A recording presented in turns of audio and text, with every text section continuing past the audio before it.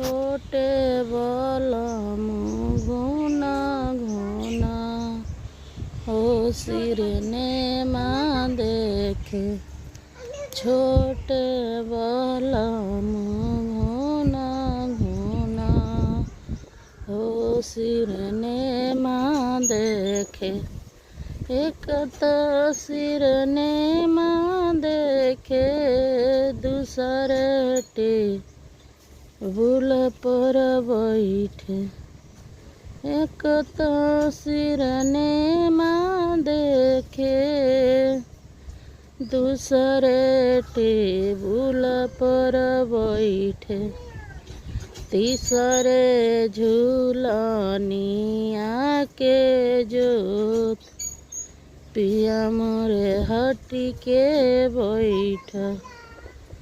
तीसरे झूलनिया के जोत पिया मोरे हटी के बैठ।